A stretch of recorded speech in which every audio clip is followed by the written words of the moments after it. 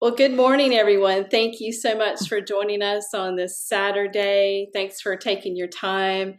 Super excited to spend some time with you. Last week, if you were with us, we did a 7-day challenge to really increase our belief in the product that we're representing in the company and in our leadership. So hopefully you guys were able to watch some videos, maybe, really increase your level of knowledge. And so super excited to continue on that journey. And today we have a special presentation. Miss Charlotte is our co-host again today. Love spending time with Miss Charlotte. She's such a professional and really excited to share a lot of this revelation with you today to increase your relationships. Our business is built on relationships. And so, how many of you have experienced a time when you were in communication? Maybe it was a prospect, maybe it was a family member. I haven't been sleeping good. We're going to mute the lines here. I think that's Mr. Michael. Also, if you, just to go ahead and mute yourself, and so that way we'll just roll right along here. But how many of you have ever experienced a time where you were in a conversation with somebody and it just felt like there was no connection? And then, maybe after the conversation, they're communicating back to you what they thought you said, and you said, "That's not what I said." And so today, Miss Charlotte and I are going to share with you a very powerful tool. And it's been around for a long time. Some of you may be, very experienced with the DISC personality or characteristic assessment. And what we'd like to share with you today is this is a really powerful tool. I will say that I'm going to share my screen with you, and we're gonna do just a quick overview about what DISC is. And so if you've never seen this before, take a look and start to maybe identify some of your own characteristics. And this is kind of fun because, as I was sharing with Miss Charlotte, each one of us has some of these levels of characteristics within, the way we're made up. Some can be environmental, some can be depending on the person that you're communicating with. But I think this is a powerful tool as an inventory, as an assessment about where we are and how we can identify different characteristics in other people in order that we may communicate with them more effectively. Because when we do that, when we connect with each other on a human level, so much more opens up, and we're able to share with people, this technology that we have with LifeWave, the X39. We're sharing this because we care about people. And before we get into that, I was gonna share with you. There's a quote that David Schmidt, our founder and chief science technician, I guess you would call him, CEO and founder of LifeWave, he says, "If you wish to be successful, first start by praying for guidance and choosing a path which allows for service to others. It is when we surrender ourselves to serving the greater good that we are empowered to achieve things that seemed impossible or out of reach before." And I've heard David also talk about, if we are operating in from a standpoint of loving other people, as in Matthew 22, 37 says, love the Lord with all your heart, mind, and soul, and love your neighbor as yourself. So if you're communicating from a place of love and care, then I think by identifying some of these characteristics in DISC, it can help us to really connect with people on a deeper level. So what I'd like for you, challenge you to do right now, if you see this on the screen, you see DISC kind of clockwise there, DISC. So the D's are more of a dominant, direct, result-oriented, outgoing, task-driven type of personality. The I's are more influential, enthusiastic, friendly, optimistic. They're more people-oriented and they're outgoing. The S's are steady, sincere, patient, modest. They are more to that people orientation, but they're a little bit more reserved. And then the C personalities are more compliant, accurate, cautious, and contemplative. Have you ever met that prospect that needs more time to think or process information? These C-type personalities are more reserved and they're more task-oriented. So if you look at this graphic right now, you can kind of maybe identify who you might be at the moment. And like I said, we really encompass all of these traits, but some of the traits are influenced by environment, and also some are influenced by the other people that we're around. So what I'd love to do is just have Miss Charlotte chime in here for a moment too, because I know Miss Charlotte's very familiar with the assessment process. And how has the assessment process helped you, Miss Charlotte, in identifying these characteristics and also helped you to be a better communicator? Well, Tammy, I'm still in the process of learning. So that's going to be my first disclaimer. Right. Many years ago, I went to a convention with another company, and one of the sessions was all on personality types and how to relate to them. And truthfully, of all the conventions I've been to, that is the one takeaway that has stuck with me ever since then. So when you were talking about this the other day, I thought, oh, wow, this is so exciting. And I'm going to tell you, honestly, the disc, it's kind of like you take this little analysis of yourself, and self-analysis is always the hardest. I mean, we're real quick to tell everybody else what they should be doing or how they should act or how they should think. But Right. we need to look in the mirror and think about what we're doing. And a lot of that goes back, John Maxwell in one of his books has the law of the mirror, and that's just what you're reflecting. But the disc analysis woke me up to the fact that, I'm a high D, I'll be the first to admit it, kind of a high I, so I'll be the first to admit it. And I have to temper myself, and I have to remember not everybody's on this charge, like the bull out of the pen, let's go. Right. And that's not easy. So this was really good in helping me to see where I needed to improve. And I think that's the first step with anything, is when we can see where we can do better, then it's easier for us to relate to other people on the way that they want to be talked to. Okay. And that's what this amounts to, is how are you communicating with those people. Right. So Exactly. Mhm. Yeah. And so it's kind of interesting. For example, so if we look at this from a prospecting tool to be able to communicate more effectively with the people that we want to recruit on our team, or to be a preferred customer, what we're looking at is really identifying, and you can identify pretty quickly someone's dominant personality traits just by a few seconds of interaction with that person. You can kind of tell if they're more task oriented or if they're more people oriented, if they're open or if they're closed. It is really simple once you know these kind of characteristics to identify them.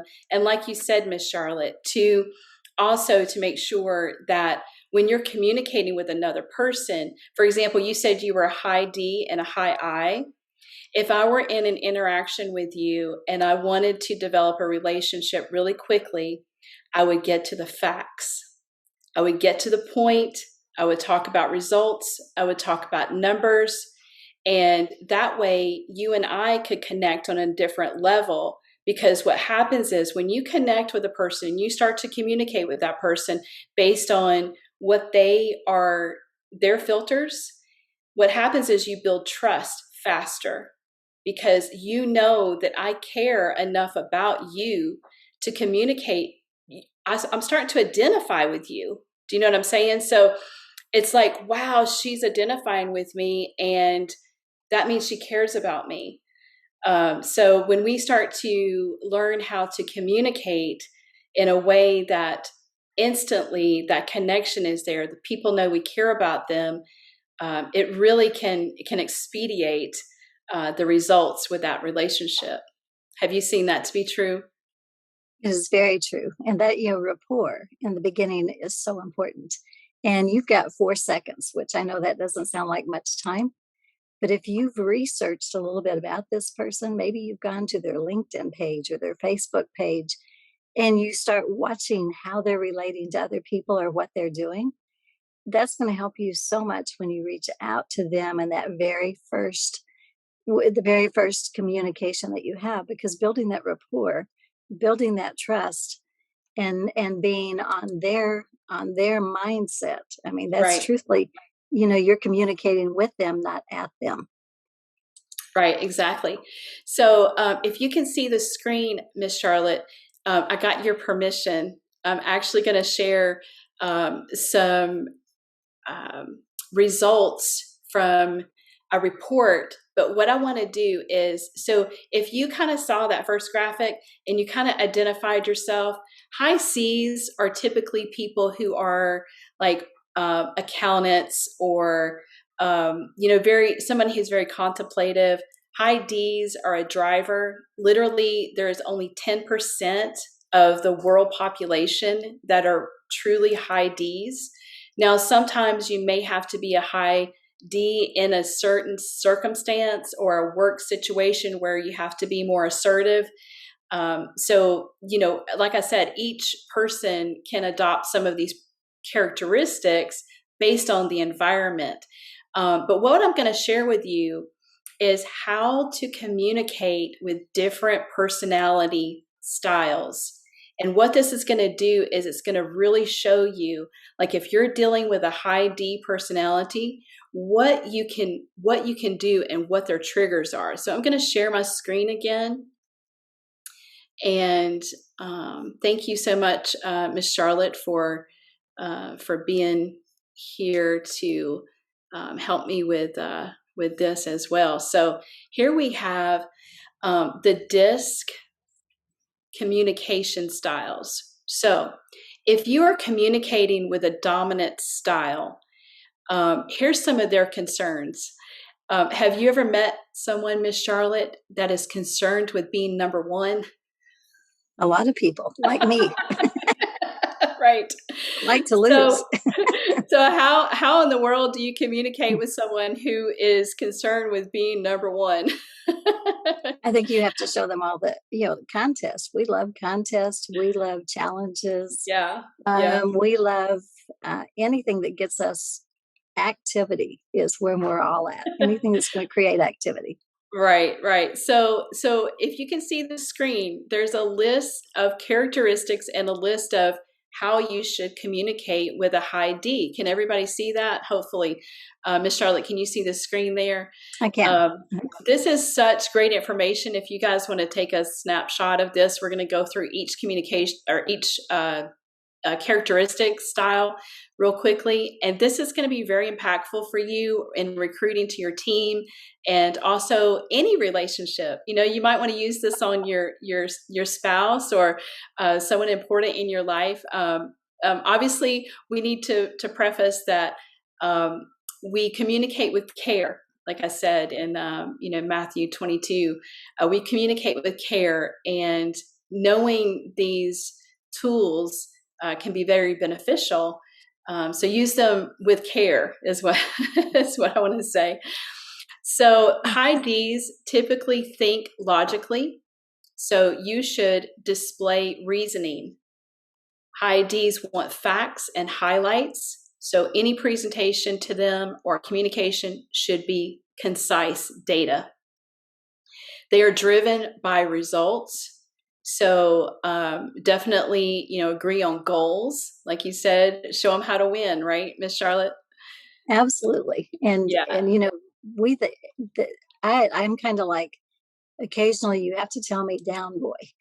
I'm kind of like Right. that hyper puppy. It's like, yay. Right.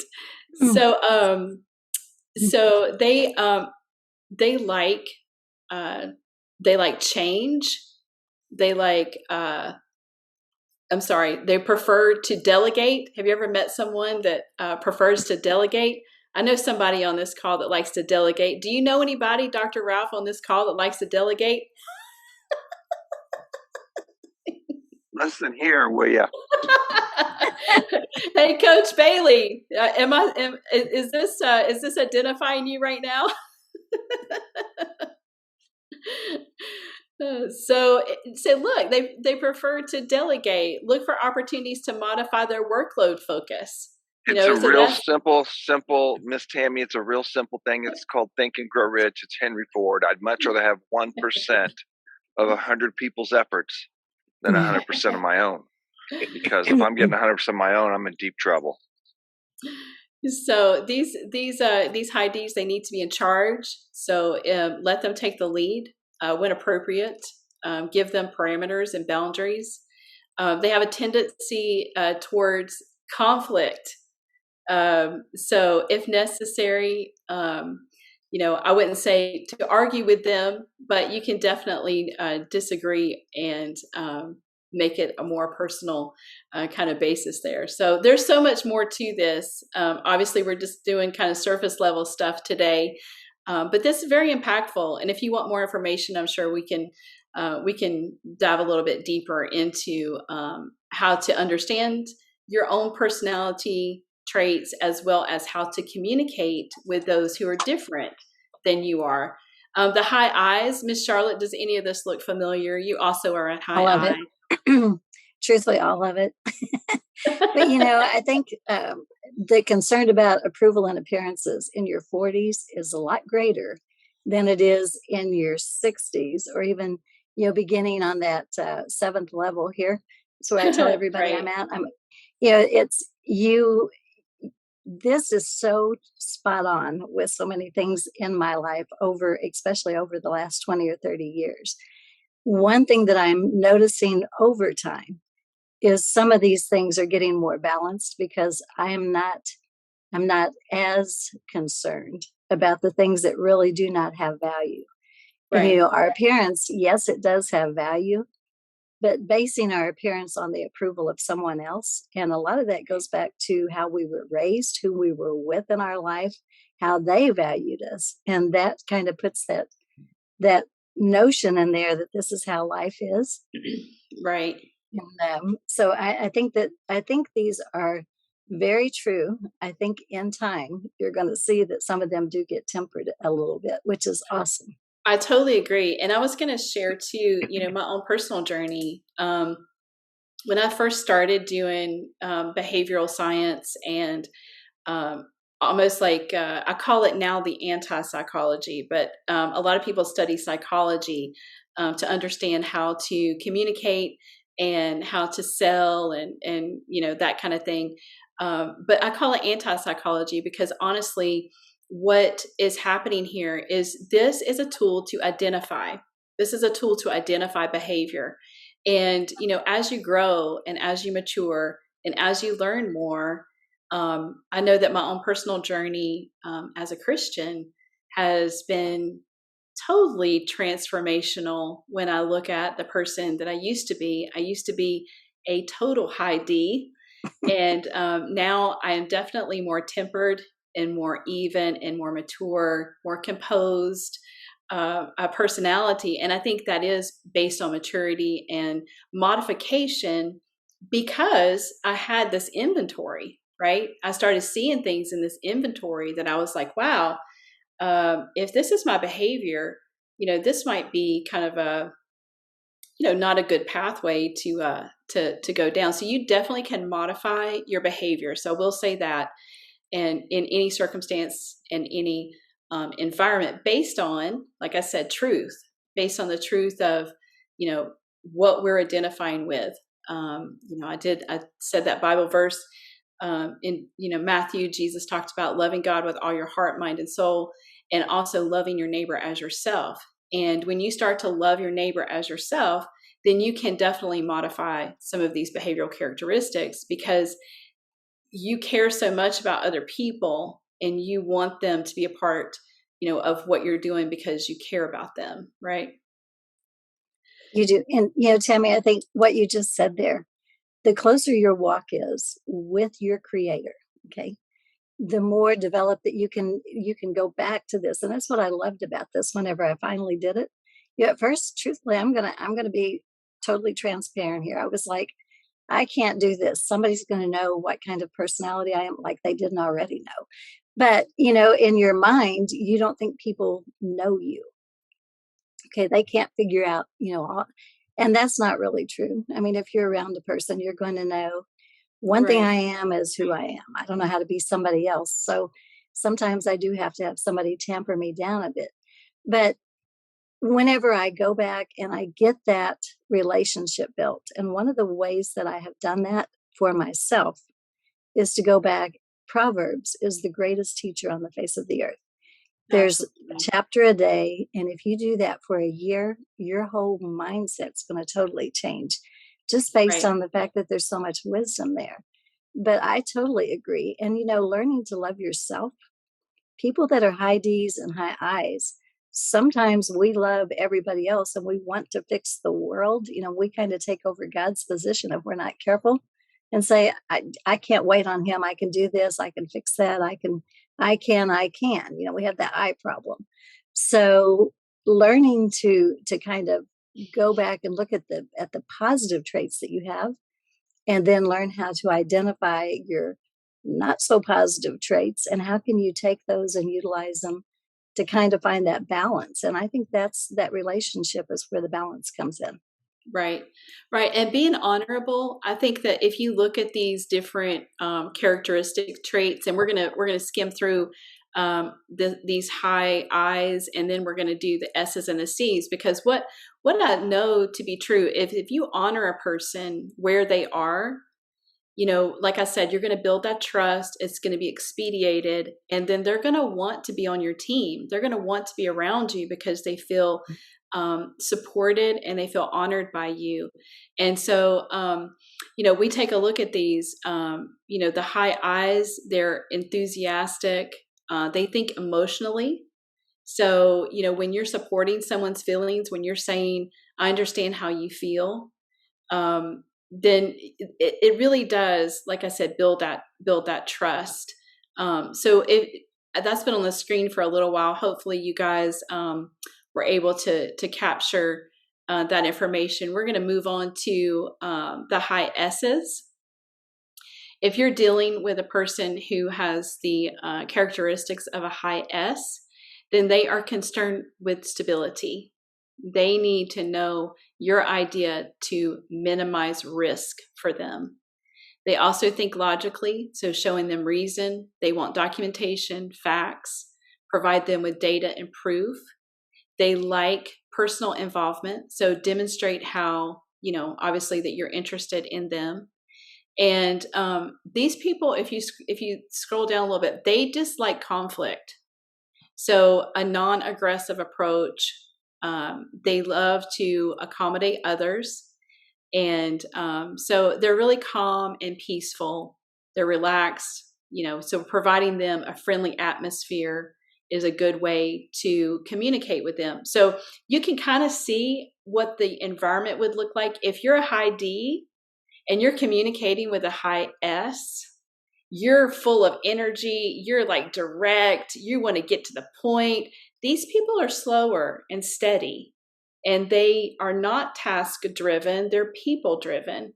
So you can kind of see in that environment, how it could be a little clash, right? And if you take a look at these different personality traits and you are aware of them and you start to temper your communication, it's phenomenal what happens. Truly phenomenal. So they enjoy these high S's. They enjoy teamwork. They want sincere feedback, that they are appreciated. So those are some tips how you can communicate with those types of individuals. Now, the high C's are conscientious. These are your scientists, your accountants. They like data, numbers, facts. They do not like conflict. They do have the need to be right because they are so analytical that they are looking at the data and the science. So these are the type of people, especially if you're communicating LifeWave. They want to probably look at the white papers. They want to know about the science of the product, and it's going to take them a little bit longer to think about things and to process information. So you can kind of see, if you think about your prospecting over the last 30 days, if you've had people that said, no, I'm not interested. Basically, they didn't say, no, I'm not interested because I don't like you, or, I don't like the product, or it was probably because of a communication style. And so if we learn how to communicate more efficiently, more effectively, and care more deeply about serving people, then there is no end to what we can do with this company and this product and this team. What do you think, Miss Charlotte? I totally agree. I totally agree with everything that you're saying there. And once you look at the other communication styles, and I love Dr. Ralph because he is very conscientious, and he's going to find the detail, and he's not going to give you an answer until he has it. And sometimes for us D personalities, that's a little difficult because it's kind of like, well, just tell us something. We don't care what it is. Just give me an answer. Yes, it's great. That's all I need. And, we don't, because we don't really need all the details. Actually, what we're looking for is validation that it's good. And if you send me to the white papers and tell me to read them, I'm going to go, what? I mean, that's just, I don't have time for that. Just tell me it works. That's all I need to know. Right. So Yeah. I love the fact that we have such a great team because, Steve, you put the communication styles together, and we can help every person. And that's what this is about. When you build a team, it's finding a way to connect all the people with the person that they're going to relate to. And I have people that I know are not going to relate to me, but they are going to love Dr. Ralph. I have people that are not going to relate to me, and they love Steve. I have people that are not going to relate to me, and they love Michael. So I have to look at that person and say, what's going to be best for them? Who are they going to benefit the most from? And I am so thankful we have this team. Mm-hmm. And you know what, Miss Charlotte, I totally agree with you. It is like a piece of a puzzle, honestly. And if you think about a team, just as you described, having all four of these characteristics on a team does make a very powerful team, because we all need a driver, like somebody who's going to be, let's get it done, let's get it done, let's get it done. And then we need somebody who is, that influencer that, brings that life of the party, kind of personality to our life, that, you and obviously, Michael and also people like you said, Dr. Ralph, he's typically, I'm pretty sure, Dr. Ralph, you might be a high C, you can chime in here. But the thing is that very data driven, very analytical, get the facts, because like you said, Miss Charlotte, we all bring that element of our individuality to the team. And that makes a very powerful statement, because we all can communicate with other people in a way that they want to be communicated with. That's the key. The key to stronger communication is awareness. And by identifying how similar and different we are, and we can make cognitive choices that interact and develop those stronger relationships and engage with those relationships in a way that people want to be around us. So I think it's very exciting, very powerful. I hope that you all got a lot out of today's Zoom series, and look forward to being with you guys next week, same time. And invite your friends. This is fun, right, Miss Charlotte? Well, I tell you, it was something that definitely changed my business and truthfully changed my personal life, because I didn't realize that by relating, not knowing what you're doing is very dangerous. Sometimes it's kind of like driving a car with a blindfold on. Not a good idea. So, I didn't realize I wasn't communicating with my children. I was, as a matter of fact, they even told me one time we were afraid not to do what you told us to do, regardless of how old we were. It's like, Mom said, we have to do this, we have to do this. And yet we don't think about what we're doing to other people in our life, or why things are not working the way that they should in our life. So this was a huge eye opener to me, and totally changed business, changed my personal life, changed my attitude about a lot of things, just because instead of walking around with the blinders on thinking everybody else had a problem, I realized that I had to understand who that person was and be able to better communicate with them. So this was a huge help to me. And it's also good to see that you do have some positive traits, because you're afraid that maybe all of them are negative. So when you see that you have positive traits, you have a few you need to work on, and maybe a few that just kind of need to find that middle ground. I mean, what could be better? Right. I totally agree. And like I said, I really appreciate David Schmidt, and the founder of LifeWave. He has a lot to say about, servanthood, loving people, and being very considerate of, being a part of their life. And so he really does model, that servant leadership that we all really admire and trust. So it is definitely about helping other people and being able to develop those deeper relationships. So thank you so much for being here, Miss Charlotte. And our time is up. Can you believe this? It's already 11:34. We're 4 minutes over. You guys can all unmute and just say hello. And I hope you guys have a tremendous weekend. Thank you so much for being here. We truly appreciate it. And we are excited about the weeks to come. Hopefully we will be able to bring you some more intriguing content to help you grow your business and improve your everyday life.